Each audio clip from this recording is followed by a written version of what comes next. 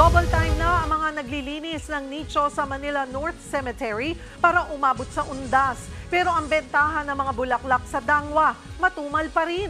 Nasa frontline ng balitang yan, si Ria Fernandez. Puspusan na ang paglilinis at pagpipintura ng mga puntod sa Manila North Cemetery para makahabol bago mag-undas. Simula kasi bukas, October 30 hanggang November 3, tanging mga bibisita na lang sa mga yumao ang papapasukin sa sementeryo.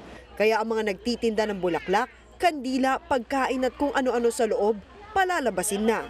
Ang mga sasakyan naman, hanggang sa Dimasalang at A. Bonifacio na lang papayagang mag-park.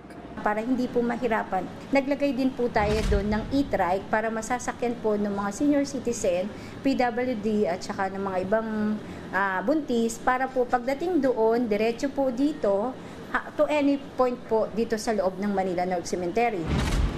Tulad ng dati, mahigpit pa rin ipagbabawal ipasok sa sementeryo ang anumang matutulis na bagay, mga alak, mga pampaingay tulad ng speakers, baraha at iba pang mga kontrabando.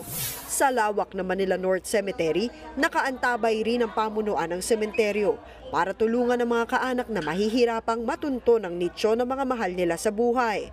May nakadeploy na rin ang mga pulis. Kahit naman malapit na ang undas, matumal pa rin ang bentahan ng mga bulaklak sa Dangwa.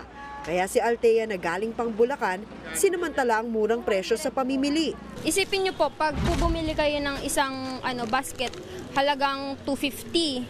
Tapos eto pong mga foam na to, wala pa pong 500 to, marami na pong magagawa. Ayon naman sa mga nagtitinda, halos parehas lang ang presyo ng bulaklak ngayon at noong nakaraang taon dahil hindi naapektuhan ng bagyo ang supply ng mga bulaklak. Nagkakatalo lang daw ang presyo sa klase ng bulaklak na bibilhin, dami at pati mga arrangement. Pero ayon sa mga nagtitinda, asahan pa rin daw na tataas ang presyo ng mga bulaklak magbisperas na ng undas. Nagbabalita mula sa Frontline, Ria Fernandez, News 5. Mga kapatid, Cheryl Cosim po, huwag maging huli at maging una sa lahat sa balitaan.